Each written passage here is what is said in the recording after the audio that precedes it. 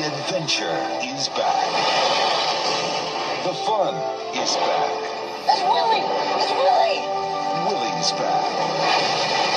And this time, he's brought the whole family to meet an old friend. Look at the size of that one! That's Cat's Paw, Willy's mother. Willy's mom. Found her. Do you think he misses me? I know he does. Now, Hi, Randolph. Weren't you going to introduce me? No. there's a new friend in Jesse's life. Yeah. A nightmare brother named Elvis. Traitor. Girls are the enemy. You are the enemies.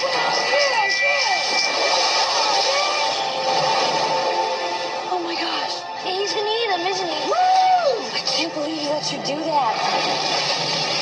A new challenge Oh no.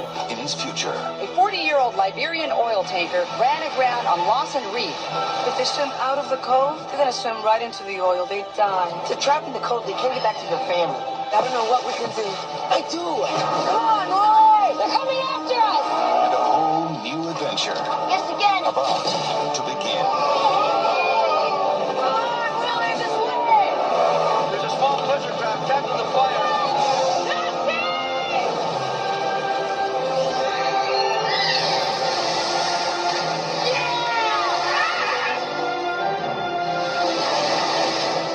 All right, Willy.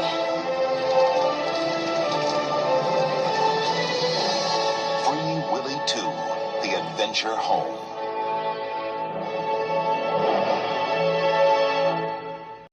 So we finally come to one of the earliest influences of me and movies in my life, because when I was 6 years old, I went to go see this movie. We used to have a big movie theater around in Monroeville. There's actually two of them, actually. There was Showcase Cinemas, which is further down the road from where the mall is at, but it closed down in the mid-2000s, and now if you go over there, there's the Sheets and a hotel there. But there was another movie theater up at the top of the hill right next to the mall where I go to Best Buy all the time, and there used to be like a 4-film theater there, and that closed in the early 90s. But the one I went to see this one in was the Showcase Cinemas, and I still have those images of that old movie theater I used to go to. I mean, it takes me back whenever I think about this story. But basically, this was my first movie that I ever saw in the theater when I was 6 years old. I mean, I used to watch a lot of Disney movies on videotape. And a lot of Warner Brothers movies too. But this is, as far as I know, the first movie I ever saw in a movie theater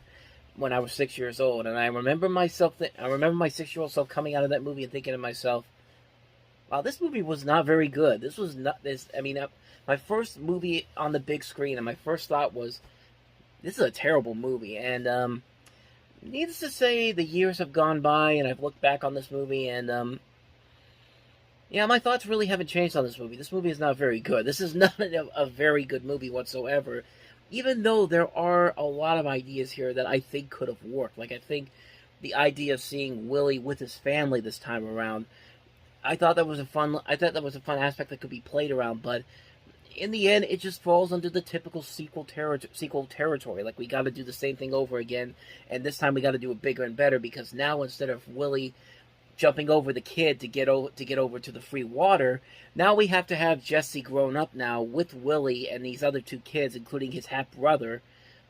Now they have to go face off these cartoonish bad guys. Like, it's in the years since I realized that the Free Willy cartoon had a really cartoonishly bad guy, but in that show, but these guys aren't that bad, but they come pretty close. But not only do we have to stop them, but we have to have a huge fire explosion in the end, and have to get the whales and everybody else out of here, out of this fiery mess that's going on right now. It's just like we got to go bigger and better, and they went bigger, but they certainly didn't go better. I mean, it also doesn't help that there's not really a whole lot of intrigue with this movie. I mean, the kid in this movie, Jason James Richter, I mean, he got a huge payday for this movie. I think they said that he had to renegotiate his contract to go from the $150,000 he made on the first film to $1.5 million on this one, with the option for a third sequel. And I mean, God bless him. He's trying his best in this movie to keep it going. I think everybody in here, they are trying the best that they can, but there's just nothing really all that interesting about it. There's nothing all that surprising about it, and it's just like, there's so much here that could have been done with this movie, and you guys didn't do anything with it. You just went bigger because the first movie was a success. It's coming out in the summer, so we got to go even bigger than what we did before, and it just didn't work. It's just a movie that there was so much potential there that really could have made it more interesting, and I think what also doesn't work either is that this is the first time that the whale that this whale will be fully animatronic. So So this is something that you really have to get right on screen to have the effect work, and they really do not. I mean, what made the first movie work the first time is that the whale looked like a real whale, but in this movie, there are times when it just looks too fake at times. Like, especially in the climax, you could tell that it's an animatronic whale, and the tension and the intensity of the scenes here don't have that same impact when you realize the whale looks fake. Like, it looks fake at times, and the environmental message of the film really doesn't work either. I just didn't think the movie worked. I didn't think the movie worked back then, and all these years later, I've seen a lot worse movies than the first time I saw this movie, but, okay, you know what? I'm being a little too harsh. It's not a horrible, horrible movie, but, like I said, I've seen a whole lot worse, but it's still not a good movie, especially compared to the first movie, which I thought worked fine for what it did, but as these movies kept coming out, they kept getting worse and worse, and, I'll give it this. It's certainly a lot better than the last two Free Willy films that came out. The third one that went to theaters, and then the fourth one with Steve Irwin's daughter in it. I can't remember the name of it, but I know that Steve Irwin's daughter, Bindi Irwin, was in it. But yeah, that's pretty much everything I gotta say about this one. It's a movie that I really do not like, but at the same time, it still does have kind of an emotional place in my heart because it was the first movie I went to go see on a big screen in theater, and I would see more and more movies after this one. And, yeah, like, as much as I don't like this movie, this still holds kind of a nostalgic place in my heart because of the fact that this was the first movie I saw on a big screen, and in a way that kind of makes it all worth it in the end a little bit. Like, I may have not liked the movie, but little did I know that over 25 years later, I'd still be reviewing movies and seeing them on a big screen, largely because this was the one that started it all. So take what you can get from that one, I guess. So A century ago, Dr. Henry Jekyll tried to alter the gene responsible for mankind's violent and sexual behavior. Instead, his miscalculation unleashed the dark side of his own nature. 3 generations later, To my great-nephew Richard, I leave my grandfather's scientific notebooks. his great-grandson would try to improve upon the formula. Cheers. But once again, things didn't go according to plan. Are you all right? Don't be ridiculous. Dr. Jax. I've got to go. Now, everyone's about to see a side of Dr. Jax Richard! they've never seen before. Are you just gonna stand there and stare at me, or are you gonna hand me that towel? I'm going to stand here and stare at you. I'm Richard's new assistant, Helen Hyde. Welcome aboard. This is your night to blossom. She's making his life I'm a genius! a little confusing What am I talking about? because he never knows when she's coming back. Now, he'll have to get rid of her This video will better document my metabolic transformation into Helen Hyde. Richard? This is not what it seems like. before she gets rid of him. I warned you, Richard. Don't mess with me.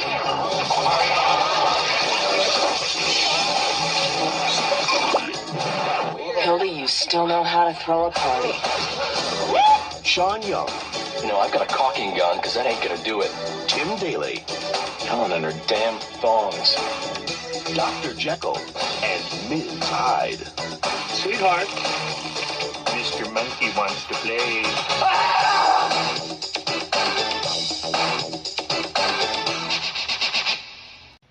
man, somewhere in this movie there was a good hook to this. I mean, movie where the Hyde in this movie is actually someone of the opposite sex. I mean, that's something that could be really funny. A guy turning into a woman, and that should be something really interesting and really funny, but man, this movie is just messed up on so many levels. I remember watching this on Comedy Central back in the day, and Yeah, it's much more. It's more bizarre and more weirder than you could possibly imagine. And the fact that they did this with a PG, I think the first thing that's wrong with this is that it's rated PG-13. So this is a story that should have been rated R. Like a guy turning into a woman. I mean, I don't think you can do a lot with a PG-13 rating when you're trying to also bring the kids into this as well. Because, man, that was just something that's messed up altogether. Second of all, a good idea botched up by really lackluster writers. I mean, yes, you have William Davies and William Osborne, who also wrote the Twins, who's written a lot of great stuff. Twins, the Johnny English movies, Flushed Away, How to Train Your Dragon, Puss in Boots. I mean, there are some good writers attached to this, but man, it definitely does not show here. Third, the visual effects in this movie are just, wow, those look terrible. Like, they really, really look bad. And, I guess the fourth biggest problem with the movie is that Eddie Murphy did it better the next year with The Nutty Professor. I mean, it's not the same idea, but it is a much better movie. It has better visual effects. It has a better usage of the visual effects than this movie does, which is amazing to think about when you really look at this, because, like, with $8 million, you should at least be able to get something out of these effects, but you saw how they were in the trailer. They looked absolutely terrible. They looked really awful. It also doesn't help that the movie just doesn't look funny at all. It just goes for the straight-out, gross-out humor. And again, it can't go all the way with it because it's PG-13, and they want to try to get the kids in here, which, for an idea like this, it just doesn't work. Plus, some of that comedy is just so lame. It's just so lackluster, cliched comedy. We've seen this done over and over again, and most of the time it wasn't even funny the first time around. But I mean, what more do I need to say about this movie? This is a film that had some high ambitions to it, but one, didn't have the money to do it, to make it, to really succeed. Two, it didn't have a good story. Three, there wasn't enough good comedy. And four, The Nutty Professor did it better 1 year later. That's really all you got to say about this one. Lean in, cover the plate, pick a point in the outfield, let her rip. There are times when every kid dreams of being a hero. Strike three, hero. For Calvin Fuller, it's going to take a miracle Everybody, to make his dream come true.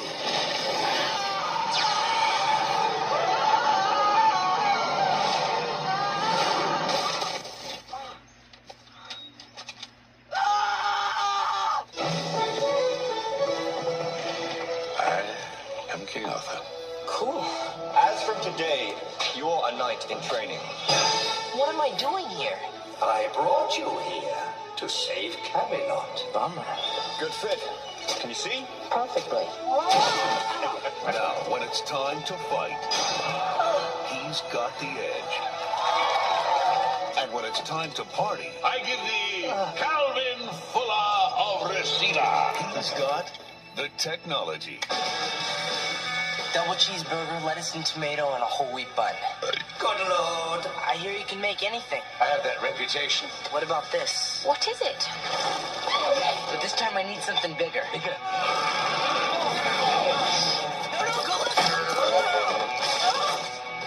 Out among my own people. History's getting a new hero, and he's giving everyone the royal treatment. A kid in King Arthur's court. Just put it in your mouth and chew. What do they call this bad dog bubblegum? I have no idea, Your Highness. So yeah, this is what happens when you dump a family movie in the middle of August, and this is what the end result usually ends up being. Because, there was a time when, it's August, it's still technically the summertime, but the kids are getting ready to go back to school, so the studios say, you know what, just put whatever garbage family film out there that we know is not going to make any money. Let's put it out of here. Let's hope we can make something out of it. Hope we can make some money out of it. And this is one of those movies that thought that was going to work this time around, but it did not. It was a movie that was obviously bad for a number of reasons. None more the fact that it was just a product of the time period that really, it was not clever, it was not funny, it's not anything interesting. It's a film that's it's dated itself right from the beginning, and I mean, I guess the only real thing you could say about it is that, hey, you want to see an early glimpse of Kate Winslet and Daniel Craig before they became the superstars that we know them as? Here you go. But, yeah, other than that, though, there was no reason to go see this movie in a theater in August of 1995. Actually, I take that back. There is one thing. Disney's biggest star is back in theater. I'm back in business. When a shocking experiment brings out the animal in Mickey Mouse. Oh my gosh. It's an all-new, all-Mickey cartoon adventure. Runaway Brain, rated G, playing in theaters exclusively with Disney's A Kid in King Arthur's Court, rated PG. Starts Friday, August 11th, at a theater near you. I mean, go see Runaway Brain on the big screen, and then, yeah, you could just go off and go somewhere else. I mean, Pocahontas has still got to be playing at some theaters at some point. But yeah, interesting note here. If you saw this internationally, you got to see this in front of a Goofy movie, and really, that would have been so much better to see here in America instead of having to go see A Kid in King Arthur's Court. I feel like Disney dumped this movie there, this short film, in front of it because they needed something to sell the film, but it really didn't sell the film because it was stuck to a terrible movie. But this movie itself, the Runaway Brain, let's talk about this because this was the real thing that you needed to see with A Kid in King Arthur's Court, because this is the one thing you're going to remember from it. It's a short film that is so brilliantly funny. It's so clever. It's so hilarious. It's surprisingly dark for a Mickey Mouse cartoon, and it's just amazing. The animation in this is fantastic. The humor in this is brilliant. You've got great animation from many great Disney people. Andres Deja, who's become a prolific Disney animator, is heavily involved in this. Chris Bailey, who was one of the people who worked on Kim Possible, was the director of this. The music by John Debney is fantastic. The animation is just so brilliant. The comedy is very funny. There's references to Army of Darkness in this movie. I mean, you got to give it that. I mean, it's one of the best things to come out of Mickey Mouse in a long time. In terms of shorts, in terms of animation, because, of course, we had Prince and the Pauper 5 years before that, but that was attached to The Rescuers Down Under.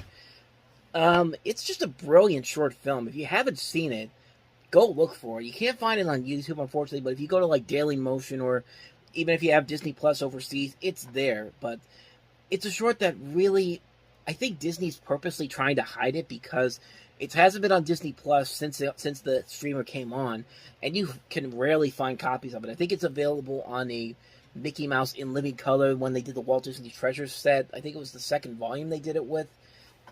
I think that's the only place that you can get it on a DVD, but like, this really is one of the best things that to feature Mickey and Minnie Mouse. I mean, to see that is like seeing this in front of a Goofy movie would have been fantastic, but nope.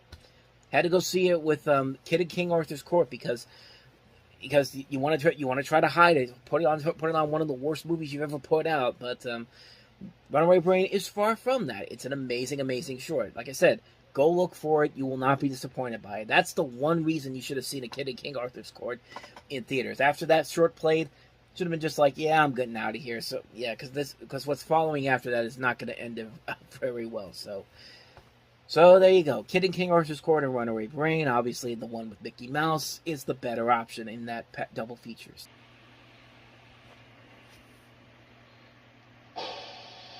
During the past 24 months, Lieutenant Wilder, 118 arrests, 116 convictions. Sergeant Reno, 118 arrests, 116 convictions. Wilder, 6 citations for bravery. Reno, 6 citations for bravery. What is this all about? Well, I'm just comparing your file to your partner's. It's amazing similarities here. Hold on. What partner? Her? No. Him.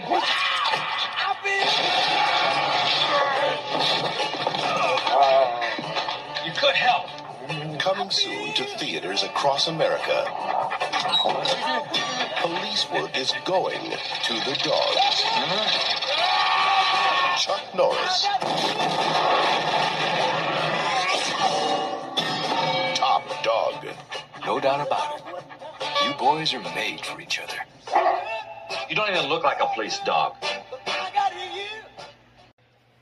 It's canine. I mean, it's canine. It's kind of like And I don't even want to see... Now, Turner and Hooch was pretty much the same thing, too, but this is just K-9 and Turner and Hooch, except replace Jim Belushi and Tom Hanks with Chuck Norris. And they say that this movie didn't do well because the timing of the movie... this actually came out 9 days after the infamous Oklahoma City bombing, and they said that because the movie was about terrorism and all that, that's why the movie didn't succeed at the box office. Well, the movie didn't succeed at the box office because we've seen this movie done over and over again. And yeah, Chuck Norris was a popular star with Walker, Texas Ranger, and this actually turned out to be his last film in theaters before he shifted straight to direct-to-video movies, but this movie would have failed regardless. I mean, this is a dull movie that's not really funny whatsoever. Chuck Norris is just trying way too hard in this. Like, the things that make Chuck Norris so memorable, like the stuff you see from the Walker clips that used to be on Conan O'Brien all the time, and even something as ridiculous as Sidekicks, those are things that are so bad they're funny at the same time. This is just something that's so bad that it's nothing. I mean, like I said, we've seen this done a whole lot better in stuff like K-9 and Turner and Hooch, but this just doesn't work at all. It's a really lackluster movie that's not really that clever, not really that smart. It doesn't really show what we like about Chuck Norris, but it's just not a fun movie at all. It's a really dull movie, and it's just like this is the last thing that people saw on the big screen with Chuck Norris in it before he eventually came back with the cameo in The Expendables 2, and I think that's the last movie he ever did in theaters at that point. But this movie didn't fail because of the Oklahoma City bombing. It probably would have been an excuse, maybe, but no, this movie was going to fail regardless. This was not a good movie at all, and you could definitely see why right from the get-go. I mean, just terrible movie on so many levels, so...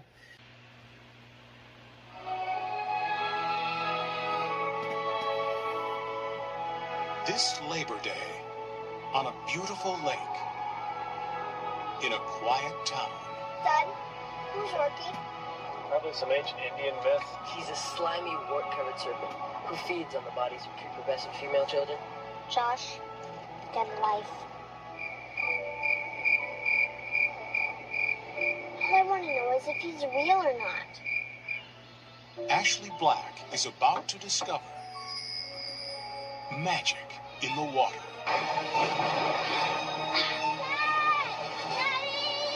The monster, he's real. He ate my cookies. Yeah, I bet. Now, between what everyone says, native legend has it that he can change forms, change himself into another animal. This is seriously affecting my development. And what everyone believes, Jack, have you seen the monster? No, that was a dream.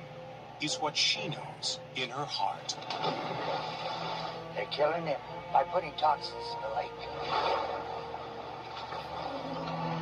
You sick? Take the explosives and rig the dump site. Josh, we can't really do this. The critics believe in magic. Magic in the water is an E.T.-like fantasy. A perfect family film. Ranks with Disney's finest. Come on, let's go. A magical adventure that will leave you spellbound. Wow. The summer's not complete until you see magic in the water, where the legend ends and the adventure begins.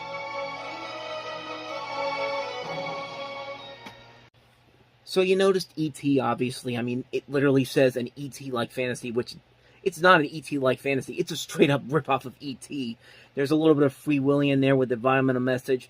Even the marketing for this movie takes some other source material. Like, you would think the poster would be a little more creative, but tell me if this poster looks familiar to you. I'm going to show you it right now. Yeah. Little Mermaid much? That's the poster for The Little Mermaid, pretty much, except instead of Ariel sitting on a rock, it's Ariel sitting on top of the monster. And, I just can't believe that they did not even try to hide the fact that they were ripping off so many different movies. Help that the movie is not very good either. I mean, you've got some notable names in here. I mean, you see Mark Harmon there. You see Joshua Jackson pre-Dawson's Creek. Tom Cavanaugh is in this as well. So is Harley Jane Kozak. But, man, I thought Mac and Me was the worst. Okay, maybe Mac and Me is still the worst E.T. knockoff ever, but this comes pretty damn close. I mean, the movie is abysmal. It's an abysmally made film. Like, it's a film that just has to take from so many other source materials, like at different movies, and be like, okay, and be like, we could do this in our own movie, and the magic in the water barely even shows up in the freaking movie. Like, you barely see this creature, and when they show it to you, it looks like Barney the dinosaur. It's like, it's just so cheesy. It's so lazy on so many levels.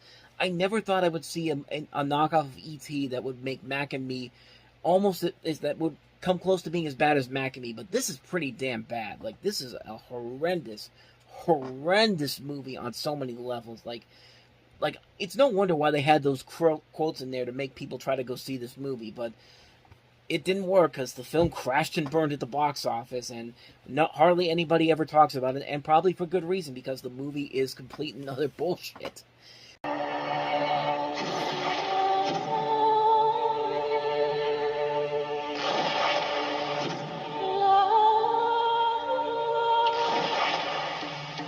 Separate cuts. Maybe it was a crime of passion. Tom Medford's dead. I just saw him today. Did you? And you never had a sexual relationship with him? I said I had no social contact. I do consider sex to be a social contact. As you know, I'm married. Mrs. Gavin, is that you on the tape?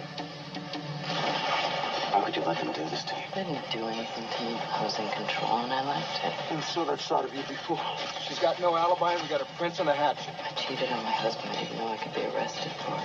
You're going to charge her, you charge her right now. She was all right in front of me. I just didn't want to see it. I need your help, David. I'm afraid. I know too much. Jade, who am I speaking with? Rated R. Starts Friday, October 13th everywhere. So Jade was another winner from Joe Esterhaus in 1995, who also gave us the infamous Showgirls. Paramount reportedly gave him a blind script deal worth $2 to $4 million, and he wrote the script, and then all of a sudden when William Friedkin came in, and the studio basically asked William Friedkin to virtually rewrite the script, which he has said that he has done, and that apparently really pissed off Joe Esterhaus, and he wanted his name completely taken off the movie, which you can see how well that worked out, but that was one of the things that was going on with the movie. Also of note of this movie was David Caruso. Now, we kind of talked about him a little bit in Kiss of Death, but David Caruso had just left NYPD Blue the year before, and this was the show where his popularity started to grow, and he took that risk from leaving television to become the next feature film leading man, and he was in Kiss of Death, and he's been in some other movies before that. But this was his first real chance to see if he could be a leading man in the movie, and probably not the best movie to pick when you're trying to when you're trying to get your name out there. And despite the marketing campaign, despite the fact that he was pulling really hard for people to really get him to come out and see this movie, nobody really wanted to see him in this type of a character or the darkly and overly sexual themes of the film, because there's a lot of sexual themes going on in here, a lot of nudity, especially with Linda Fiorentino, which we'll get to in a moment, but it was because of this that Caruso's career kind of took a major nosedive, and he wouldn't find any kind of success again until CSI Miami came on TV 7 years later. And even then, let's be honest, he's just popular now because he's part of a meme that's been going on for over 20 years now. But bottom line, let's get back to Jade though. This is not a good movie. This is not a good movie at all. But I feel like it could have been even worse considering some of the casting choices they had here. Like, David Caruso's character was first going to be played by Warren Beatty, which really would have been very awkward. Chaz Palminteri, who plays the husband of the lead female in this, was going to be played by Kenneth Branagh at one point. Julia Roberts and Sharon Stone were going to be playing either going to play the character that Linda Fiorentino plays, and she actually turned it down at first because she didn't want to play a prostitute, but changed her mind once they rewrote the script. And I don't know. I mean, she still gets pretty naked in this movie. I mean, if you want to see those scenes, just go to celebritymoviearchive.com, or these websites where they just put specific scenes where celebrities get naked, because really, there's no need to watch this movie just to see those scenes. And there isn't an engaging mystery here. And it's just like, I think what really comes down to this movie not being very good is the simple fact that it's a watered-down version of Basic Instinct, and not a very good version of Basic Instinct. I mean, Basic Instinct just got by being a very unique and different erotic thriller. Like, erotic thrillers are very hard to get right on the nose. Like, Basic Instinct is one of those few examples of great erotic thrillers. And this is an example of how you can make a really, really bad erotic thriller, because the mystery is not engaging. You don't like any single one of these characters at all.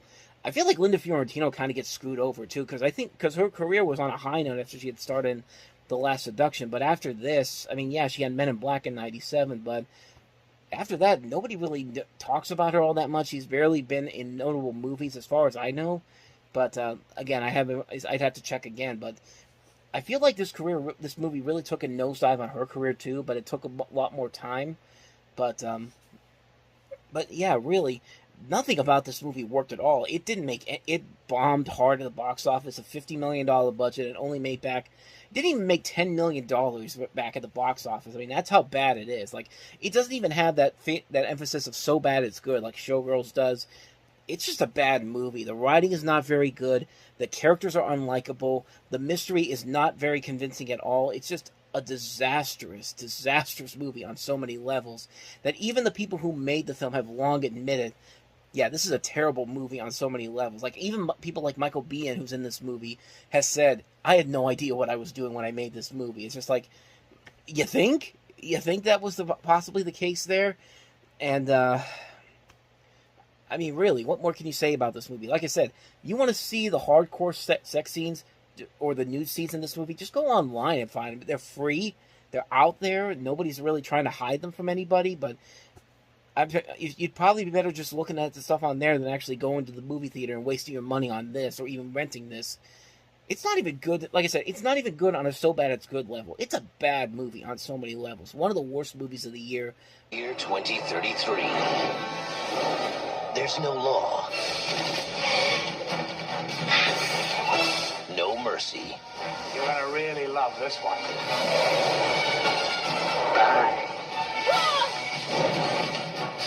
And no water. There are 3 million liters of water underneath the blue dunes, and you will retrieve it. The odds of survival are 1,000 to 1. And that's just the way she likes it. My. Talented, isn't she? Hi, feeling a little inadequate? She'll be fun to break. I like pain.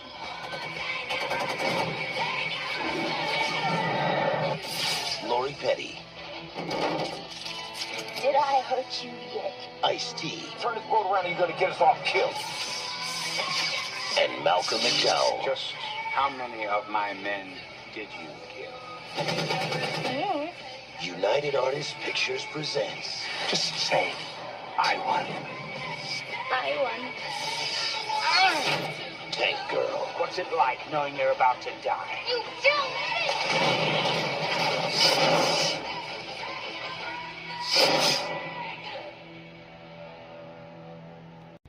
From the looks of this movie, the pieces are definitely there. I mean, Lori Petty, I think, really fits the role of Tank Girl pretty well. The comic books actually look pretty cool. They have some great artistic designs to them. But, man, this movie was just a massive, massive misfire on so many levels. I mean, and I think this was another one of those movies that had to deal with studio interference. In fact, the director, Rachel Talalay, who had done Freddy's Dead, The Final Nightmare, and Ghost of the Machine prior to this, had said that the movie's negative response came from studio edits, and she had no control over the final cut of the film. But despite this, it has a cult following to it. It's noted as a film with a lot of feminist themes to it, but when you really watch the movie itself, it's just not enjoyable. The jokes are not really all that funny. They make this character kind of a little too annoying for her own good, and just some of the ridiculousness of some of the movie just really gets way too out of hand. Like, Malcolm McDowell's overacting is all hell, which could be fun at times, but not really here. And the Rippers just look absolutely ridiculous. Like, I love how the trailer just has to hide the fact that the Rippers are not these gigantic kangaroo-looking motherfuckers, because that's exactly what they look like in the movie. But yeah, that's just, they look so ridiculous that I like how the trailer just has to try to do whatever it takes to hide this makeup that looks absolutely terrible. And even Ice-T is really phoning it in at times. Like, he's not really being a character, he's just shouting out responses, like shouting out commands, like, I'm gonna get this person, and all that kind of stuff. It's like that throughout the entire movie. there's a lot of potential here with what they could have done, and I could definitely see it, but really, this movie just really fails to fall apart because the jokes are not really all that funny. The style, it can't decide what kind of a style it wants to be. Does it want to be like the comics? Does it want to be something different, unique or whatever? But it's just like, it just doesn't work on any level whatsoever. It's a film that has a lot of potential to it, but it just can't get through the problems that the studio had to deal with because they were the ones screwing up the script. I mean, I think you could definitely see a lot of the problems with the movie from the creative differences between the director and the studio. I feel like a really good movie could have been made from this. I mean, you got a good person to be cast as the title character, but it's just not funny. It's just not a funny movie. It's not a good movie per se. It's all over the place. It's a film that just is really a massive misfire on so many levels. And it's a shame because there was a lot of potential there, but it just didn't work in the end. So that is Tank Girl. From the director of Cliffhanger, here she comes now! And Die Hard 2 comes the action-adventure event of the season. Open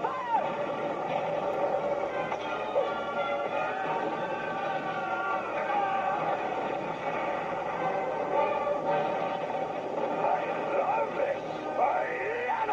Cutthroat Island, rated PG-13. Starts Friday, December 22nd. So let's start with some of the obvious production problems before we actually get to the movie. We should note that Geena Davis and Rennie Harlan were married at the time, and usually there's a saying in Hollywood, never work with your spouse, even though these two actually ended up making a much better movie together after this with The Long Kiss Goodnight. But Geena Davis was basically known for light comedies and wanted to turn her into an action-adventure star, so they went to Caracol Pictures, which had already been in debt when the movie went into production. The film had like a $60 million budget initially, and then it grew and grew. It got a $20 million investment from Paul Verhoeven's Showgirls, Last of the Dogmen, and Stargate, and they thought, of all those three movies, Stargate actually ended up being the only big success out of that. And also, they aggressively marketed this movie to overseas distributors, thinking that it was going to be a big hit. Not only that, you had all these casting concerns in here. Michael Douglas was actually going to play the Matthew Modine character in this. He quit on the film, so he had to find another person to take over. They went to nearly everybody: Tom Cruise, Keanu Reeves, Russell Crowe, Liam Neeson, Jeff Bridges, pretty much anybody back then who was a named star. But they went with Matthew Modine, which, a decent actor, but I don't know. I don't think he's really established himself as a leading actor. He's been a great character actor over the years, though. Oliver Reed was fired from the film because he got into a bar fight and attempted to expose himself to Geena Davis. Shooting was delayed for a number of reasons, and the movie essentially went from a $60 million budgeted film to a $98 million movie, and only brought back $10 million. It was seen at the time as the most expensive box office flop of all time, and even to this day, it's still in the top 5 worst money losers of all time. That being said, though, is the movie really as bad as they make it out to be? Yes and no. I will say this. I don't think it's as bad as I thought it was going to be. I was just expecting a straight-up bad movie. I think there's a good idea in here, but just the execution, the writing, the fact that you can tell that these people did not have real chemistry with each other really hurt it. Like, it's clear right from the get-go that Geena Davis and Matthew Modine do not have chemistry together, and you need your two leading actors to have chemistry like this, especially in a movie like this. Michael Douglas and Kathleen Turner, their chemistry has worked so well in 3 different movies because even in something like in an action film kind of similar to this, but with Romancing the Stone and The Jewel of the Nile, and even in something like The War of the Roses, which was a different kind of action film for a number of reasons. If you haven't seen War of the Roses, you probably need to see that movie to really get it. But my point is, it was clear that these two were not going to work together as a couple of people that you need chemistry for. Most importantly, you just had Waterworld, another movie that takes place in the water. It was a high-budget film. It bombed spectacularly badly, and then it kind of this and Cutthroat Island essentially kind of killed the pirate film for the longest time. I mean, it wasn't until Pirates of the Caribbean where you had a pirate film that actually was not only a success, but also a really damn good movie. And this, you could definitely see the effort is there at times. It's just that there really isn't a whole lot there to be astonished by. It's not anything spectacular. It's not really anything amazing.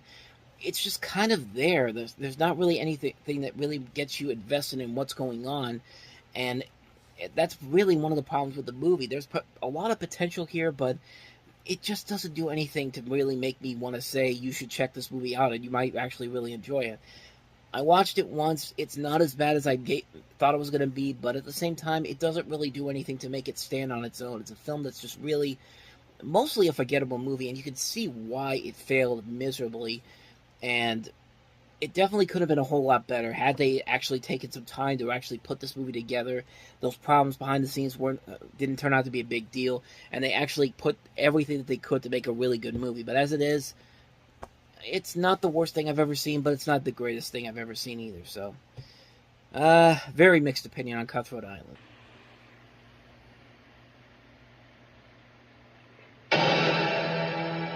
Since the days of our founding fathers, justice has always been blind. Now, fear not, citizens! She's dumb. Justice will be served! You're in good hands! Ow! Ow! Because Pauly Shore has just been served a jury duty notice? Look! It's the juice! Run, OJ! Run! Now, a nation waits for answers. They picked a jury! They picked a jury!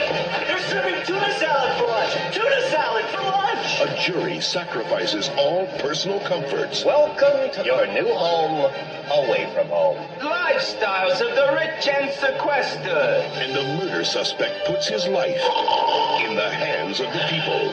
So what do you think? About what? You're sleeping or you're drooling? Up against impossible odds. You are the sexiest creature I've ever seen. Let's sauna.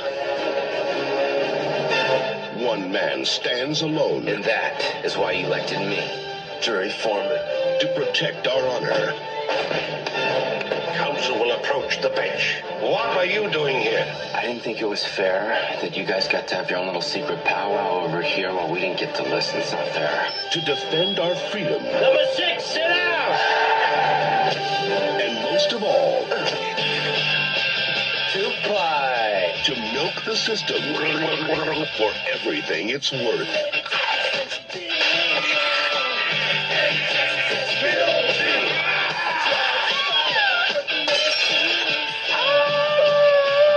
That's the peanut call. Pauly Shore is out for justice.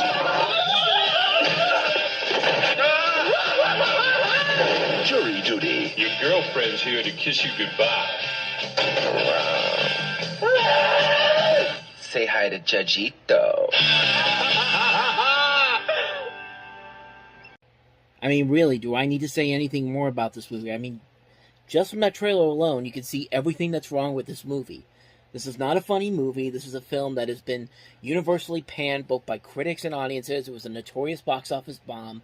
And you can see why on screen, because it's a one-joke premise, and not even a good one-joke premise. It's basically Pauly Shore. He gets to be a juror, and he's doing whatever it takes to keep the free accommodations, keep this case going. And first of all, nobody is ever that excited for jury duty. I don't care who you are. Like, nobody is that excited for jury duty. And I'm sorry, and everybody knows that, but not the idiots who made this movie. And, yeah, I really don't have any more to say about this one, because really, what more can I say about this movie? This is the lowest of the low for comedy. I mean, it's Pauly Shore just hamming it up for the camera for an hour and a half, and I mean, he makes movies like Billy Madison and Tommy Boy look like classics by comparison, look like Citizen Kane by comparison. I'll never forget when Siskel and Ebert reviewed this movie. They didn't like Tommy Boy, they didn't like Billy Madison, but even Gene Siskel said, I would rather watch it from dusk to dawn, Chris Farley Film Festival, than watch this movie again. I mean, that's probably the best way to describe this movie. It's just a mess of a film. It's a one-joke premise. It doesn't have a charismatic actor leading the charge. It's Pauly Shore. The rest of the people in this movie should be ashamed of themselves for saying yes to this. I mean, Tia Carrere from Wayne's World, Stanley Tucci's in this movie, Brian Doyle Murray, Shelley Winters, Ava Goda. Like, they deserve much better than this. Like, this is the bottom of the barrel for comedy in general. This is just not a good movie at all. And like I said, I don't really think I need to delve more into this, because the evidence there speaks for itself. Like, you really just need to watch that trailer to see that, hey, this is a terrible movie. I shouldn't see it. And it's my dumbass as a kid saw the movie, and I still regret it ever since. So that's a nice way to start this week off with. Hollywood Pictures and director Roland Joffe comes a story of passion, danger, and courage.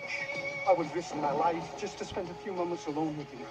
She violated the law, dared to follow her heart, and risked her very soul for love. Demi Moore, Gary Oldman, Robert Duvall, The Scarlet Letter, rated R, starts Friday, October 13th.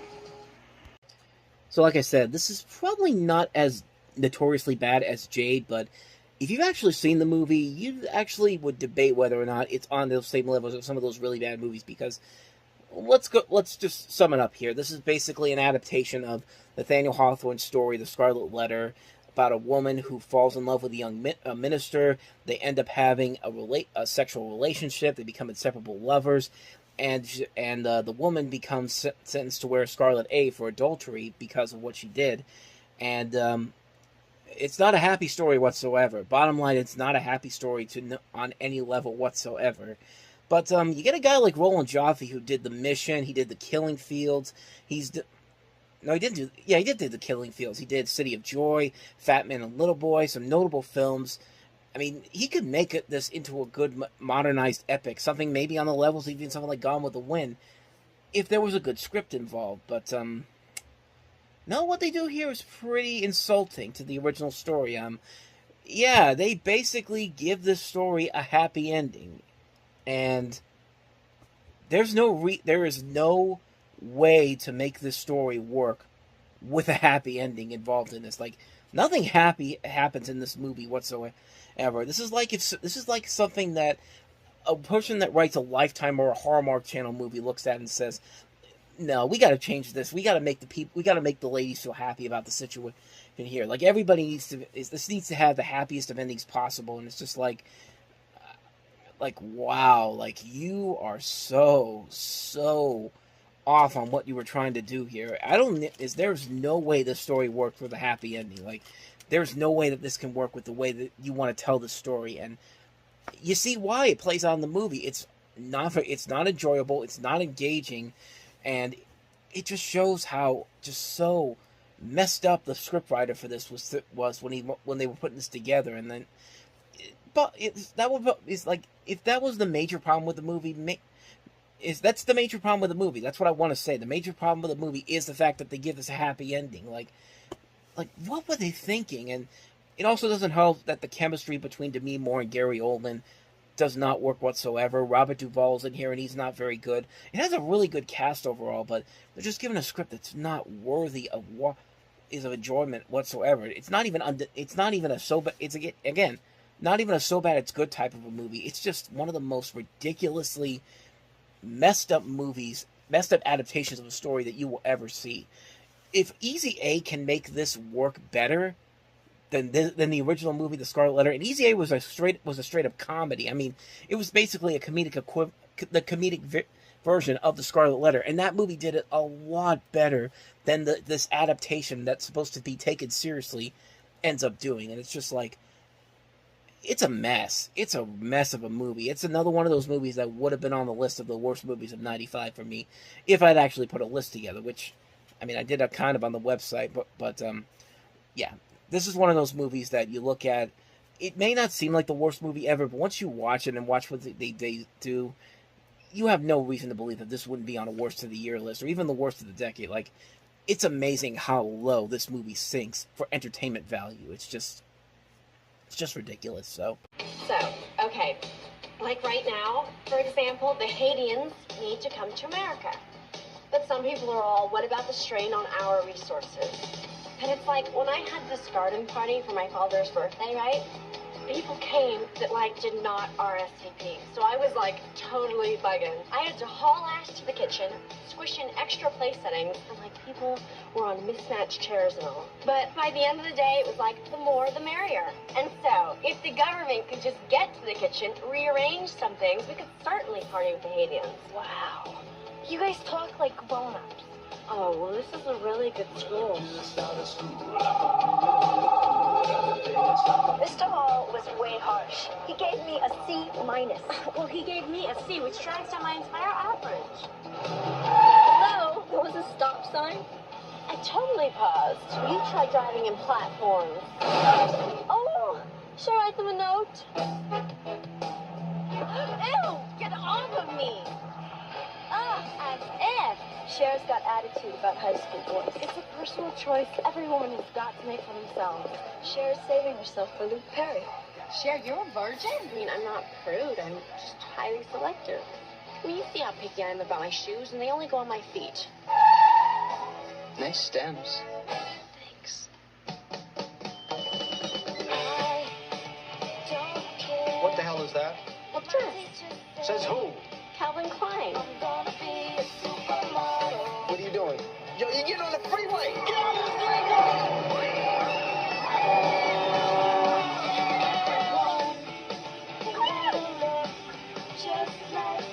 You go, girl. Are you okay? I'm fine.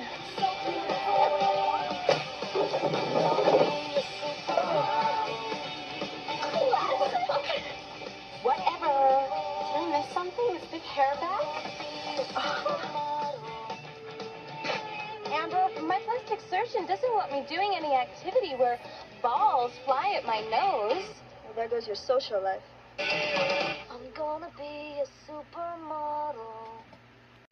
So Clueless is a modern-day version of Jane Austen's classic novel Emma, which has actually been previously adapted in 2 movies that actually came out after this one, the 96 one with Gwyneth Paltrow, and then we recently had the one in 2020 with Anya Taylor-Joy that came out just before the pandemic. But when it comes to Clueless, I think everyone can agree this is one of the best teen films of all time, one of the best teen comedies of all time, and you know, you got Amy Heckerling, whose career started with a teen comedy, and that was, of course, Fast Times at Ridgemont High, another classic movie, so it's fitting that that movie fits the time of the 80s, and this one fits the perfect time for the 90s, because this came out right in the middle of the 1990s, and this is kind of what everybody thought, you know, Beverly Hills High Society was like for high school for the high schoolers back then. I mean, we've had movies and TV shows that do this kind of stuff, like Beverly Hills 90210, of course, and then, of course, we got the Beverly Hillbillies movie, which was not, which some people may say is not a good movie. I still stand by that.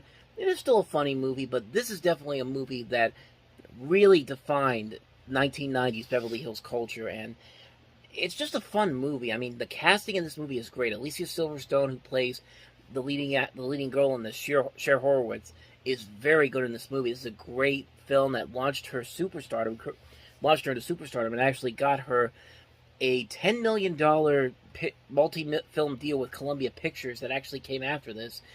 But that didn't last too long, because the next movie that she did after that was... the first movie she did from that was Excessive Baggage, which was not a very good movie and really panned at the box office and kind of killed that pretty quickly. But, like, she fits this role really well. She is very good in this movie. She plays a very likable character in here.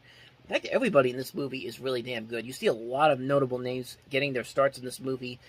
Stacey Dash, of course, Brittany Murphy's in there, Paul Rudd, Donald Faison, Elisa Donovan, Breckin Meyer, Jeremy Sisto.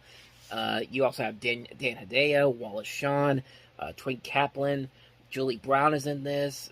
Just a lot of notable names in here.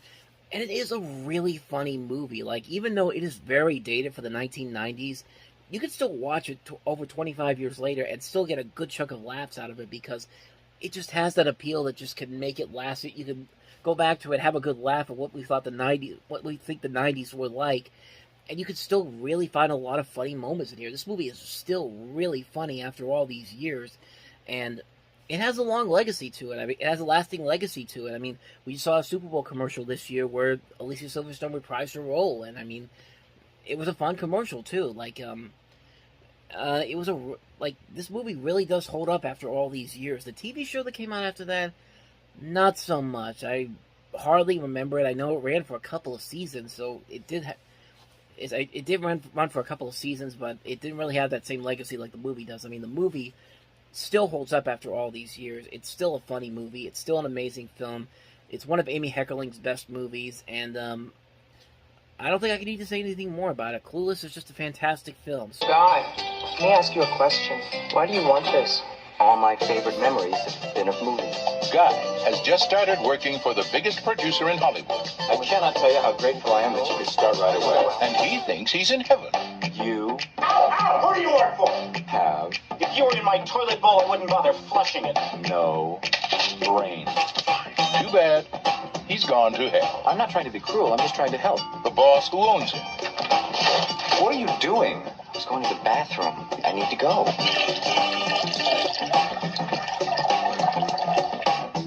Spot? You're in my spot. Could you move? I slaved 3 miserable years to get that spot. The producer who wants him. Hey, how about lunch? Buddy doesn't believe in lunch. Her car phone bills are more than your rent. Fine, drinks it is. Here's my card. Call me when you're done tonight. You're happy. I hate that. I wanted to talk to you about Dawn's project. Young, it's hot. This is genius. This is great work, Guy. I am not going to forget this. Let me guess. Gave you that win-1 for us, you and me? You and I. The deal that could make him. Get ready to meet the chairman of the board. This is a great project, buddy. I'm not going to forget who brought it to me. Or break him. Nobody wins unless somebody loses. This is show business. I don't think this is working anymore. Maybe it's time we reconsider our relationship. Punching below the belt is not only all right, it is rewarding. I know things have been a little crazy at the office lately, but it's payback time. Trimark Pictures presents Kevin Spacey, Frank Willy, Swimming with Sharks. 8:30 is not the same as 8 o'clock. So the next time I ask for something to be delivered at 8, I'll keep it there. Morning. What's going on? So this was part of a very good year for Kevin Spacey in 1995 because this was the year that also had The Usual Suspects, and which he won an Academy Award for, and he was also in Seven.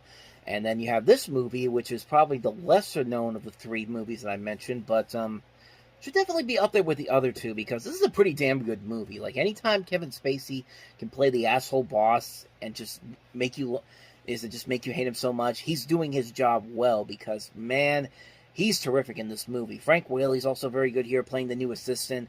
You also have Michelle Forbes, and you see Benicio del Toro in one of his early film roles.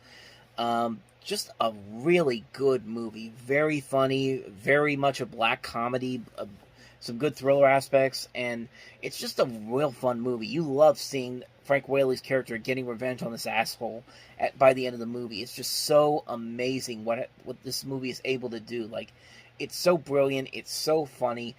This director, George Huang, has actually done a lot with Robert Rodriguez. He's produced some of his movies that came out later after this. But it's a brilliant friggin' movie, man. I love this movie so much. A very underrated film.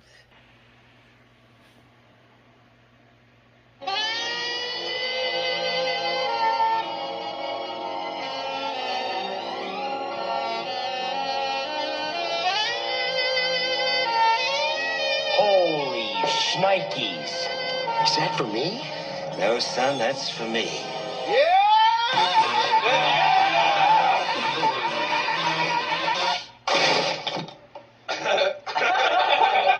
You know, a lot of people go to college for 7 years. I know. They're called doctors.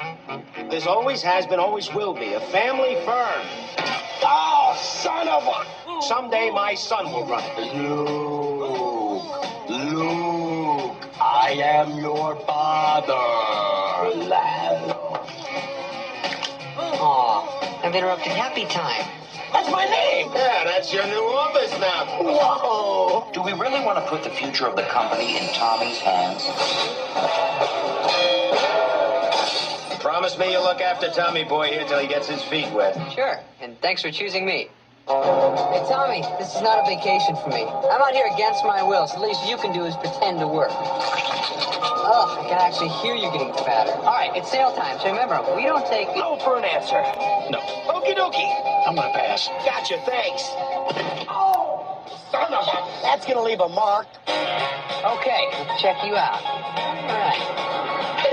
It's a clip, Bob. Are you sure? Can't breathe. He's a big dumb animal, isn't he, folks? No, son of a...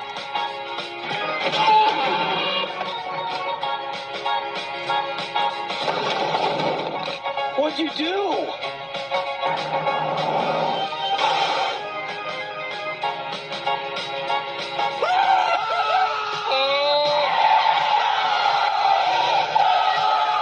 I'm a maniac on the ball.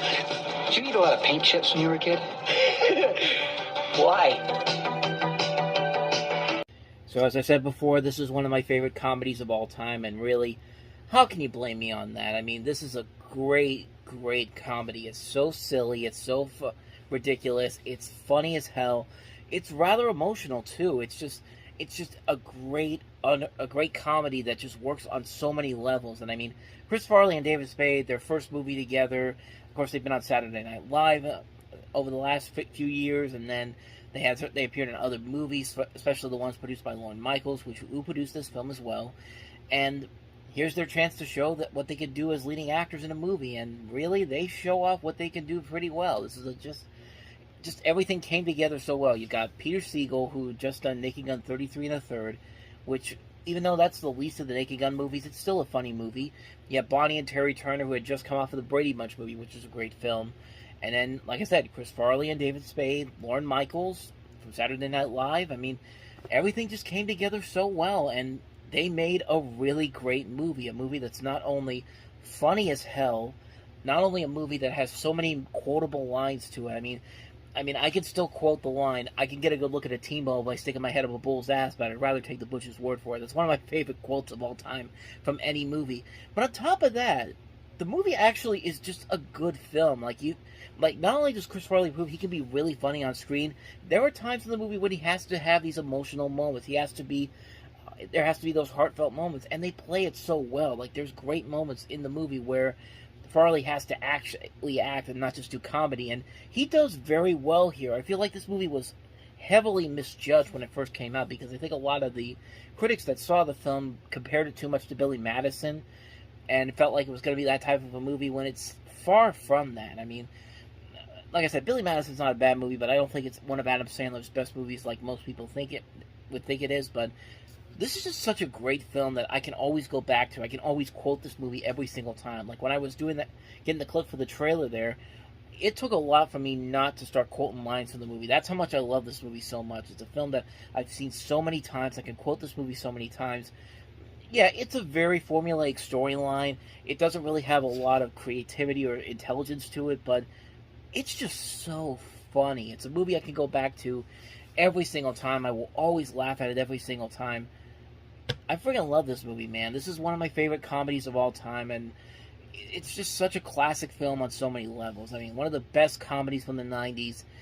I love this movie to death. Tommy Boy, if you haven't seen it and you really want a good laugh, definitely check it out, because you will not be disappointed by it. I mean, what else more can I say about it but Tommy Boy?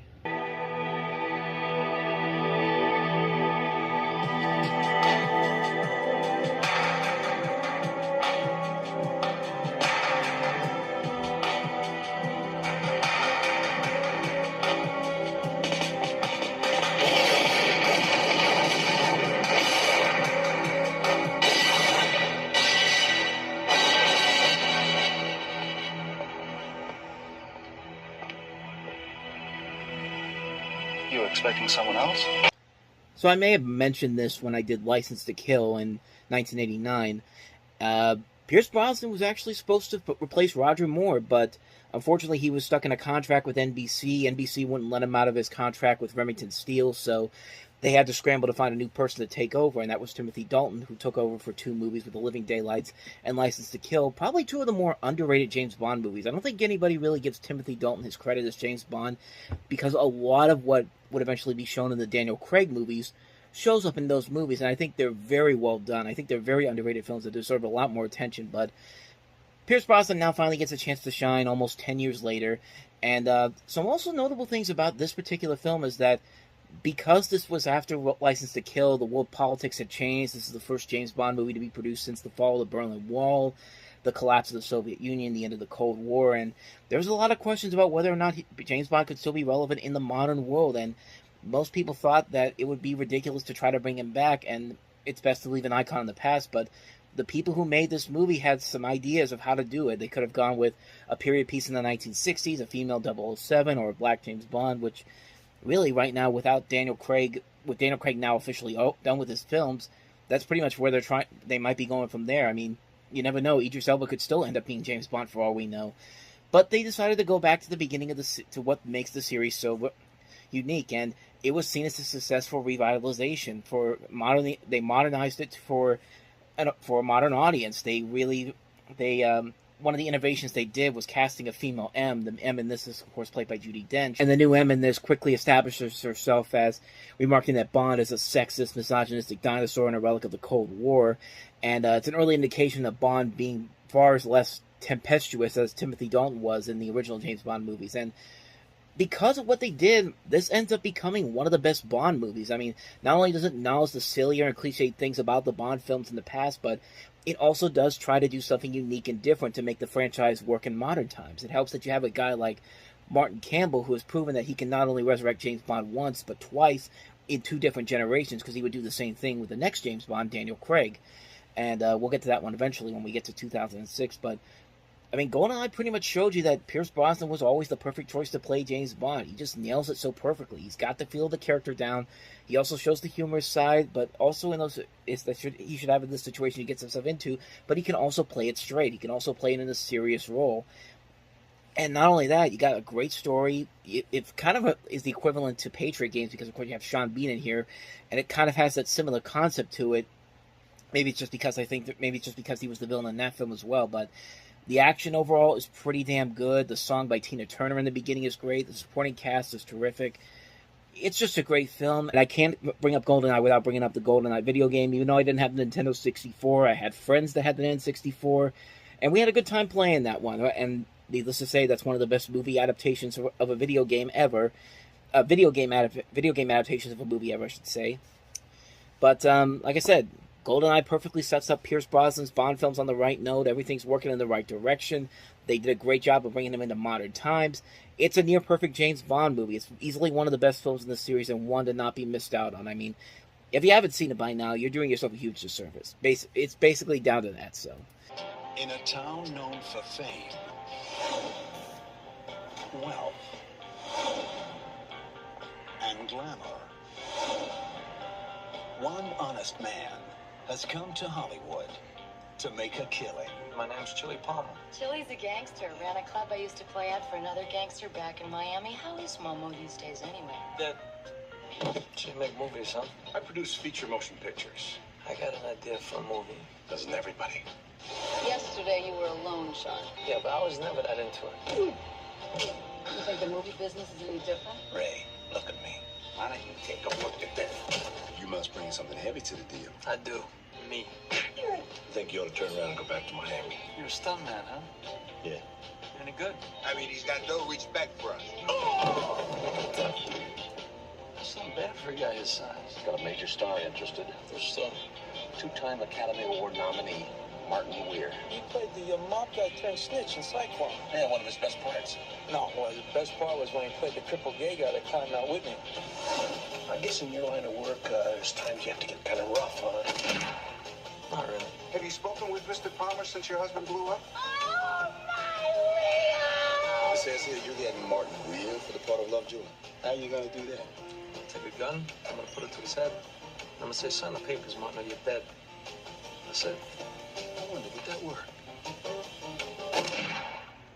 John Travolta. I think you could be an actor. I know you're acting sometimes, but you don't show. Thought I was faking. Gene Hackman. Let me help you. Go ahead. Suck harder. Rene Russo. Harry's dreaming of a $40 million production. He'll never get off the ground. With a star, he'll never sign with or without my help. And Danny DeVito. Looking at you, I'm having memories of this. I'm wondering, how did it go wrong? How did it all slip away? Well, it didn't slip away, Martin. You did when you went off with Nikki at my birthday party. Yeah, that was a good party. Rough business, this movie business. Don't you puke on my shoes, Harry. I may have to go back to loan sharking just to take a rest. Get Shorty. Fade out.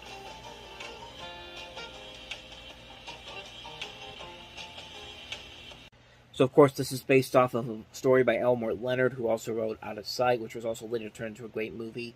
But this is directed by Barry Sonnenfeld, who has already been a prominent name, not just as a cinematographer, having worked with the Coen brothers early in his career, but eventually becoming a director on his own with the Addams Family movies, hitting it right out of the gate with those films. And this helped to give him an edge to directing, showing that he can not only direct adaptations of classic TV shows, but he can also direct an original film, kind of like this, a story within a film, I should say. And it really is one of his best films overall, and it really doesn't feel like it. It doesn't really feel like Sonnenfeld's film, honestly. It doesn't really have those cinematography style sequences that were seen in the Addams Family movies and later be seen in the Men in Black films. It feels very different compared to what we see from Sonnenfeld, but it's just one of the great things about this movie is that he's able to make a movie like this that doesn't feel like his normal work, but he has its own unique style that makes it stand out compared to his other works. But the great elements of comedy are very good here. Elmore Leonard's style of writing is very good. The script by Scott Frank is great, who also wrote Out of Sight. He also wrote Minority Report and directed one of the best films from 2014, A Walk Among the Tombstones. And then you got that great cast overall. John Travolta just working so well as Chili Palmer. He nails the role so well. It's a shame he didn't get nominated for this. And I mean, honestly, at the time, I don't think he got a lot of respect for the role he played here. I think this is one of his strongest roles. I think he really fits the role of Chili Palmer so well. Like, he is so good in this. And it also helps if you have a great cast. It also includes Rene Russo, Gene Hackman, Danny DeVito, Dennis Farina, Delroy Lindo, Bette Midler. Just a lot of great names in here. It's a slick, very funny, hilarious satire of the Hollywood film industry. And it's just such a brilliant film. I can watch this movie anytime and just instantly continue to enjoy it every single time. It's a really great movie. It's one of the definitive comedies in the 90s. I don't think I need to say too much more about it. Get Shorty, an amazing film. So, You like what you do for a living? These things you see? You have to wear blinders sometimes. Most times. Detective William Somerset is looking for a way out. You're retiring. 6 more days and you're all the way gone. So how long have you lived here? Too long. Detective David Mills is looking for a way in. We'll be spending every waking hour together from now till the time I leave. I'll show you who your friends and enemies are. Look, I worked homicide 5 years. Not here. Now, You see, Jade, Alice sells a homicide. they're caught in a game. No fingerprints and no witnesses of any kind. Nope. About the only thing we know about that guy right now is he's totally insane. Where the price of sin is death. There are 7 deadly sins. Gluttony, You want to come take a look at this? greed, No one touches anything. sloth, wrath, pride, lust, and envy. 7. You can expect 5 more of these. Body was found on Tuesday morning. I hate this city. We're gonna get who did this. This will be the very definition of swift justice. There are 2 more bodies, 2 more victims. This guy's methodical, exacting, and worst of all, patient. He's laughing at us. He had a gun. He's 2 murders away from completing his masterpiece.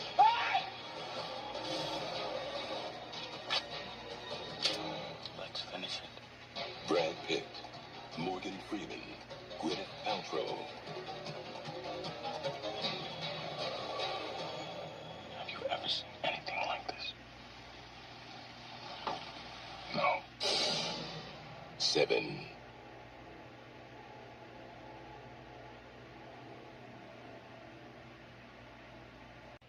So 7 was David Fincher's follow-up to Alien 3, which of course was not the big hit that everybody thought it was going to be, considering what had previously followed from the Alien films. But this was a chance for David Fincher to really show his abilities as a filmmaker.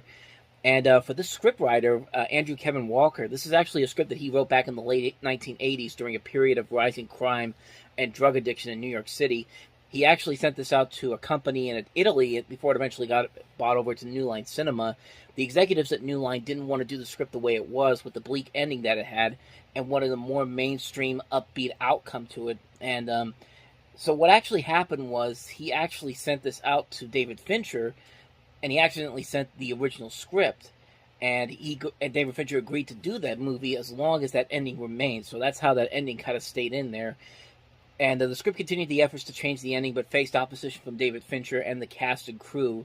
But all in all, and eventually he ended with the more serious ending, staying put in the movie. And it was interesting because this movie did not do well with test audiences. It actually got some middling reviews from them, and was not expected to perform well due to the violent and mature content of the film. But it went on to become one of the biggest hits of the year, one of the biggest surprise successes, grossing like over $327 million worldwide. And not only did it show that David Fincher could be a really damn good director, but it also was the introduction to Brad Pitt. Like, everyone thought Brad Pitt was... His career was slowly but surely rising, but this was the film that transitioned him from roles based on his appearance to more serious dramatic roles, and it eventually turned Brad Pitt into the Brad Pitt that we all know and love, and David Fincher into the director that we all know and love. And, you know, Morgan Freeman's going to be Morgan Freeman, so that's always going to be a good thing. But, I mean, really, what more do I need to say about Seven, man? This is a movie that's just so damn good. Like, this is one of the best thrillers ever made. And because it is so bleak, and it has this very sour note, this dark note that it takes at the end of it, it just makes it stand out even more. It's a film that's just so unique for its time period. The twist ending of this movie is so good. It's one of the best ones you'll ever see. Just and you got a phenomenal cast overall. Pitt, Freeman, Paltrow, John C. McGinley. You see Arlie Ermey in here, Kevin Spacey in here as well. I mean, like I said before, this was the movie that introduced the world to David Fincher as a filmmaker. This is the film that proved that he knows what he's doing, and he knows how to make some great, really damn good movies. And this is definitely a pure example of that. This is a film that is so well made on so many fronts. It keeps you on the edge of your seat, and it's not afraid to avoid being that mainstream film that the studio originally wanted. And it showed that, hey, you can make a blockbuster hit even with a dark ending that this movie has. Like, I mean, what do I need to say more about that ending? If you haven't seen it, I'm not even going to spoil it for you, but you really need to have seen this movie by now. But, I mean, again, what more do I even need to say about it? This is a very damn good movie. This is a pretty damn good movie. Seven is just so good. It's just a classic film that has held up very well over time. One of the best thrillers ever made, one of the best mysteries ever made. If you haven't seen it already, you're doing yourself a huge damn disservice. Go and see this movie.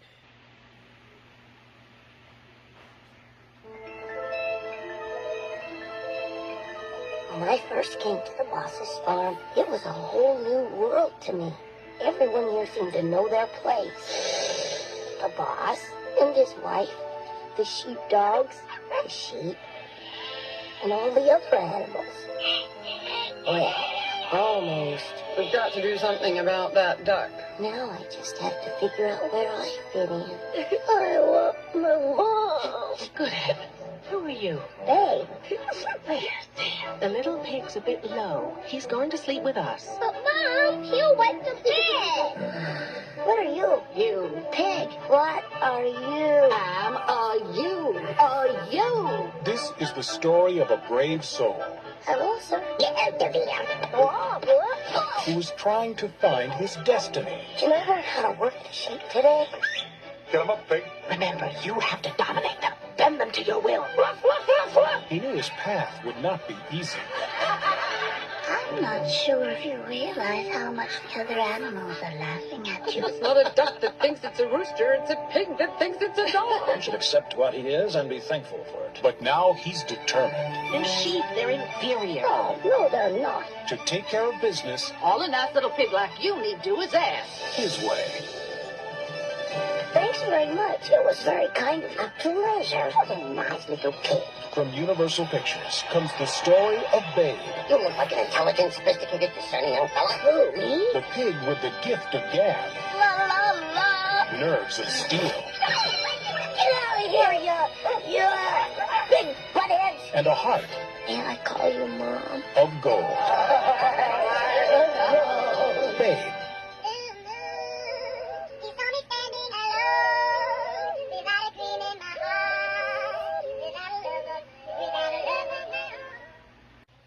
I mean, let's really talk about why this movie succeeded more than the previous pig film that we got this year, Gordy did. Right off the bat, you really like these characters a lot. They do a really good job of using The animatronics from Jim Henson's Creature Shop and the talking animal effects are done by Rhythm and Hughes, who have done a ton of visual effects work over the years. And the way these animals' mouths move, the way they move with the story, just works a whole lot better in Gordy. In this movie, you don't hate everybody in this movie like you did with Gordy. I mean, Gordy just was a mess of a film on so many levels, but this is a simple film. It's a simple film with a simple concept. A talking pig wants to be a sheepdog so it could stay alive. I mean, pretty much, this pig is fighting for his life as every day if he doesn't do something important to with this farm, he's basically one step closer to being on the menu for a holiday dinner or something like that. But it's also just like I said, it's a simple movie. It's a really simple storyline to work with, but one that has a lot of heart and enjoyment to it. Like, you really do like these characters a lot, and they're voiced very well by all these notable actors and actresses of different forms. You'll notice some of the names in here that you've definitely heard their name. You may not have heard their names, but you've definitely heard their voices before. Like, the big name is, of course, Christine Cavanaugh, who does the voice of Babe, and of course she's known as the voice of Chucky from most of the early years of the Rugrats, and also the early years of Dexter's Laboratory. She's also been on The Critic. She's been on a lot of shows in the past. And you also have Hugo Weaving from The Matrix, Miriam Flynn from Christmas Vacation, Lucy Taylor's a prolific voice actress. You've heard these voices before, and they're here in this movie. And the human actors are great too. I mean, James Cromwell is fantastic as the farmer in this, as well as Magda Subansky, I think I'm pronouncing the name right, as his wife. And there is just so much there to really appreciate about this movie. There's just so much of a charm to it. The music is very well done. There's nice direction by Chris Noonan. It has this nice, gorgeous visual look to it. It's very funny. It's a nice, warm-hearted film. It really does a lot there that just really sticks with you after so many years. Like, the visuals in this movie just still stand out after all these years. It's an amazing, amazing movie, and I can't recommend it enough. I know, and it made for a really good movie, which actually led to a sequel that surprisingly is a lot better than many people would expect it to be. And then you also realize that this is also produced by George Miller, best known for the Mad Max movies, but it feels a lot like the same thing that happened a couple years, is almost a decade after that, when he made Happy Feet and also Happy Feet 2, which are really good movies, especially the first one. Second one, not so much, but it does have one of my favorite movie scenes in it. And, I mean, it's kind of that same aspect here. Like, you definitely get a sense there. I would even say it's kind of similar to the Paddington movies, kind of. Paddington was one of those big surprises that really came out of nowhere, and they made a sequel that's actually a lot better than the original film, even though the original film is a great film. You could definitely say the same thing with this movie in particular. Babe just really is a great classic film. It's a movie that just holds up after so many years. And it's just an amazing, amazing film. It's just an amazing film that still holds up after all these years. And a fun fact here, the song in the movie, If I Had Words, like, it's notably sung by the mice in this movie, but if you listen to that song really closely, and then you go back to where the original song came from, which I have I had it here for a second, here it is. The names of the people that sing it, Scott Fitzgerald and Yvonne Keeley, if you go back and look at that music video, and then you listen to the song at the end of the credits for Babe, you'll notice that the original song is actually just slowed down. But when you listen to the one in the film, it's just a faster version of that song, and I'm going to show you that right now.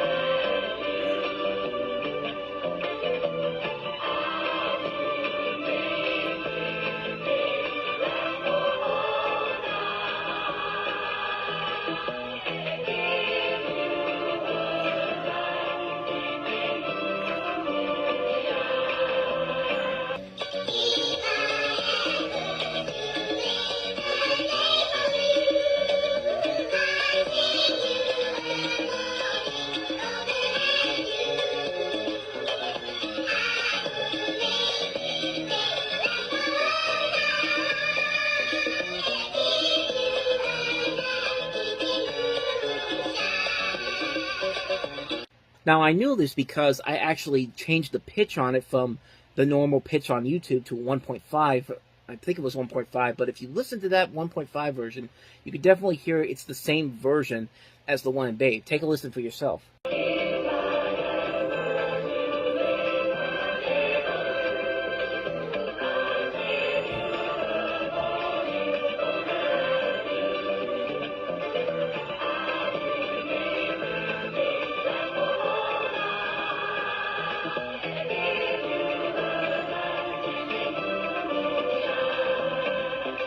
Yeah, I didn't even notice that until just a couple of years ago when I did a review for it for the website, and I just realized that that song had a different, pretty much it was pretty much just a sped up version of the original song, which is actually much slower, has sort of a reggae beat to it, and it works on both levels. Like, it works as a slow song, but it also works as a faster paced song. After it's almost 20 years later, and yeah, what more can I say about Babe? It's just a great film that still holds up after so many years. So.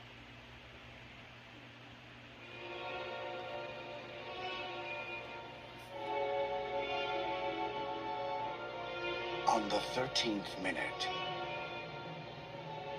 of the 13th hour, the 13th Apollo mission was launched. A million things could have gone wrong. Our next broadcast will be from the surface of the moon. On April 13th, one did. Houston, we have a problem. We got a wicked shimmy up here. Houston, we are venting something out into space. It's definitely a gas of some sort. This is Houston. Say again, please. It must be the oxygen. You see what I see? Fight.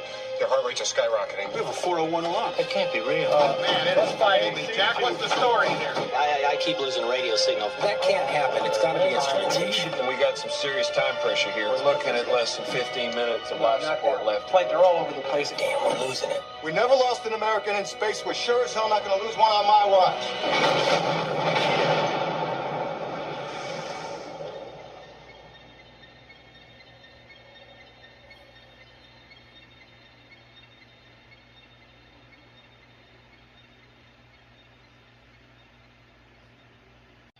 I mean, what more can you say about Apollo 13 that hasn't really honestly been said? It's one of the greatest space movies ever made, and the movie that kind of made turned Ron Howard's career around as a director. I mean, he had directed some notable films, directed Splash, Cocoon, Backdraft, Far and Away, The Paper, but this was the movie that got him 9 Academy Award nominations and kind of solidified him as a solid director overall. This movie went on to become a huge critical hit, a huge box office hit. Didn't win too many Oscars, only winning 2 of them, even though it had 9 nominations, but it's still a pretty damn good movie. It's a movie that just works on so many levels. I mean, the effort that Ron Howard goes to make this as technically accurate as they can, the accuracy in this movie actually surprisingly holds up really well. Like, you got a great cast overall that includes Tom Hanks, Kevin Bacon, Bill Paxton, Ed Harris, Gary Sinise, and it's a very visually pleasing movie. This movie came out over 25 years ago, and it still looks impressive after all these years. It's a film that just holds up so well. The drama, the intensity is still there. It's just a really amazing, amazing film. It's right up there with movies like Quiz Show, where they play it as close to accurate as you think they would get with the story that they have to work with. And it's just so much intrigue to watch. The movie is just beautifully done on so many levels. The music by James Horner is great. The cinematography by Dean Cudney is great. The writing by William Broyles Jr. of Castaway fame is great too. The cast is fantastic. The direction is amazing. It's just a really, really great film. I can't really say too much more about this movie that hasn't already been said already, because really, you can quote the lines from the movie, Houston, we have a problem. The scenes of the rocket ship going up in the air are iconic. It's just a great, great movie. I really don't have any much more to add to this movie. It's just, if you haven't seen Apollo 13 by now, you're doing yourself a huge disservice by not doing so. So, yeah, definitely check out Apollo 13. So, good morning. Are you prepared for Jehovah's return? Because if you're not, I have a pamphlet that, well, fuck you. Damn! Look, she bending over. Hi, Miss Parker. Hi, boys. Miss Parker just don't know. Come in here. man. I'll wait till you come out. What you talking about? You wait till I come out. I smelled your shit for 22 years. Now you can't smell mine for 5 minutes. I'm gonna get you high today, cause it's Friday. You ain't got no job, and you ain't got shit to do. How you gonna sell, bud? And you smoking? I don't know. Lord have mercy. Just give me 3.5 minutes, maybe even 4. Come here. What's up, Big Perm? I mean, Big Wine? If you ain't got my money or my bud, I'm killing you and him. Break yourself, fool! You done drag me into this? And he said, we don't pay him by 10 o'clock, he gonna bust a cap in both our ass, nigga. We need to pay him, man. He's crazy, man. Let's stick together. Now, Dana told me about that big snake situation. Big worm. Big worm, big hole, big... I don't give a damn! Hey, take it easy, Holmes. I know what I'm doing, man. It's Angel does, Holmes. I said the hip, the hip, the hip, the hip. You don't stop. You need a job. You need a wig. I'm gonna kill you and Smokey. That's my dog. Tell what you gonna do today? I'm gonna get a fly girl, gonna give some Spanish. God damn! What you hooking me with that fat ass girl for? Talking about she look like Janet Jackson. Bitch got out of the car looking more like Freddie Jackson. Damn! Ice Cube, Chris Tucker, Bernie Mac, Johnny Witherspoon, Tiny Zeus Lister, and Mia Long. Friday. Oh, God damn! You got knocked the fuck out! I said the hip, the hip, the hip, the hip, hip hop. You don't stop the rocker to the bang bang boogie. Say up jump the boogie to the rhythm of the boogie to beat. Directed by F. Gary Gray. I mean, talk about Ice Cube's magnum opus. This is probably the best thing he's ever done as an actor. And I like Ice Cube as an actor. I think he's also a great musician, too. But this really is the best movie he's ever made. And really, it's hard to top what he's done before. And this is just such a brilliantly made film. I mean, in a way, it's kind of like the black equivalent of Clerks, because you're following these two characters over the course of a day, and they go through all these different situations, like all these different places they go to, all these different people they encounter. It feels very much like that, and you just love the chemistry that between Cube and Tucker as Craig and Smokey. They're just so fun to watch, and they just have a lot of great dialogue, a lot of great humor, just a lot of great everything in this movie. This is a great film that I just keep going back to every single time. I mean, it's just a brilliantly made film, and it's a movie that not only is very funny, but it also plays with your expectations, and it has some of my favorite scenes in movies. Like, one of my favorite scenes in movie history is in this movie. It's towards the end of the movie. There's this thing where Craig, Ice Cube's character, is going to go up against the bully of the movie, which is of course Debo, and he's got a gun, and he was talking, and they've been building this up until about starting at I want to say halfway through the movie. He has this gun, and his dad John Witherspoon, who's great in the film as well, gives him a speech about how about if he's a man with that gun, or and Craig says, I'm a man without it. And so there's this point where you think that Craig is going to shoot Debo, because Debo's talking shit to him, and then all of a sudden it cuts to Craig putting the gun up, and then you see this white girl. The screen goes white, like you think that, okay, he shot him, but then it goes back to flashbacks to that dialogue in the beginning of in that scene I was talking about, and all these different things that took place before then, and it makes you think it's actually what would have happened if he had actually done it, and then it cuts back to him to Debo talking smack to Craig again, and he just fights him at the end of it. Like, I like that. I like that they actually played with your expectations. They make you think that it's going to be something completely different and something that we've seen done before, but it's not like that. And that's what I think is what makes this movie so special. It plays with your expectations. It doesn't give you what you think you're going to get. And I think that was actually what the point of the movie was when they were making the film. I think Ice Cube and the person that co-wrote this movie, DJ Pooh, said that they didn't like the portrayal of Hood in film because it was becoming more violent and menacing as these movies kept coming out. So they decided to make a movie that counteracts that by doing something that draws more on personal experiences while crafting the characters and plot points. And I guess maybe doing it in a lighter sense, because it definitely shows on screen. And like I said, the acting in here is great. Ice Cube and Chris Tucker are great together. You got a cast that also includes Nia Long, Tiny Lister, Regina King, Anna Maria Horsford, Bernie Mac. Of course, John Witherspoon is always going to be great. If you put him in something really good, he'll usually deliver something great to the movie. it's just a really good film, man. I go back to this movie every single time. I get a lot of laughs out of it. It's just such a brilliant film. I love it so much. It's easily the best movie Ice Cube has ever made. And it's a great film. I can't recommend it enough. If you haven't seen Friday, I highly recommend checking it out. You will not be disappointed by it.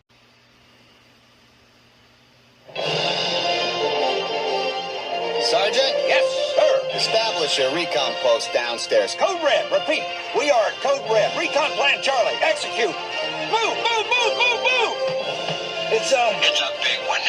Walt Disney Pictures presents a totally new animated motion picture event. Star Command, come in. Do you read me? The story of two toys. Oh, there seems to be no sign of intelligent life anywhere. Hello? Oh, yeah. Headed for a showdown. My name is Woody. This is my spot. I am Buzz Lightyear. I come in peace. You are a child's plaything. You are a sad, strange little man. And playing by their own rules. Draw. Me again. I don't like confrontations. Buzz, look, an alien. Where? You're mocking me, aren't you? Oh, impressive wingspan. Very good. Oh, what? You can't fly. Yes, I can. Can't. Can. This holiday season, the adventure takes off when toys come to life. To infinity and beyond. Toy Story. Look out!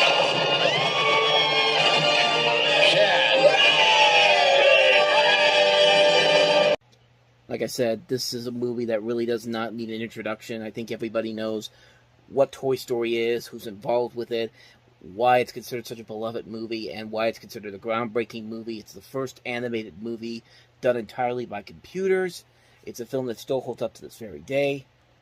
It was a game changer for what we'd eventually come to as, over 30 years later, we're still getting a ton of these animated movies, these computer animated movies that have just evolved way beyond what the original Toy Story was able to accomplish back then and what was considered so groundbreaking at the time. You look at Toy Story nowadays and you look at the films that we've had now in computer animation form, there's a notable difference, but there is kind of a charm to what the original Toy Story was. It was a movie that was very much it was uncharted territory. Yeah, you could tell that some of the animation is very clunky at times. The humans are clearly not in the best way that we've seen in animated films since then, but like I said, it was uncharted territory. It was something that was so groundbreaking, so unusual, so unique. It makes it stand out on its own. It's amazing how this movie just went through so much production problems behind the scenes to get this just right. I mean, I remember watching the documentary on this, and there was an entirely different Toy Story movie that they made where Woody was a straight-up asshole. I mean, that was pretty much what the concept was. Woody was just a straight-up asshole. Buzz was seen as kind of the hero, but they had to throw half of the movie away because of the fact that test audiences didn't really like it, the studio didn't really like it, so they had to rewrite the film all over again. It went through all this crazy production hullabaloo, and it was done less than a year before the movie actually came out. And a lot of these Pixar movies in the early ages really went through that type of thing, but the results speak for themselves. I mean, Toy Story went on to become a phenomenon. It's become a franchise with 4 movies plus a spin-off and another movie on the way. What more do you really need to say about it? It just shows you that you can make great movies with computer animation, and a good majority of it still holds up to this very day. The story is very pedestrian. It's a story we've seen done over and over again. It's your typical buddy comedy storyline, but they take advantages to make it work and give it a new edge to it that wasn't there before. I mean, it helps that you have Tom Hanks and Tim Allen working off each other so well as Woody and Buzz Lightyear. You got a great cast, and it also includes Don Rickles, Wallace Shawn, John Ratzenberger, Jim Varney, Annie Potts, Arlie Ermey, Laurie Metcalf. I mean, really, there's not much more you could say about this movie that hasn't already been said. Toy Story is just it's a beloved movie, great animation, great cast, a fun story, great characters. It's just a movie that really began what we've come to know from CG animated films today. Like the progression that we've made from that movie to where we are now it's amazing, and it just goes to show you that Pixar really was a game changer and had a good stretch of really solid movies going, starting with this film. And yeah, like I said, Not much more I need to say about this one. Toy Story is just a classic film, period.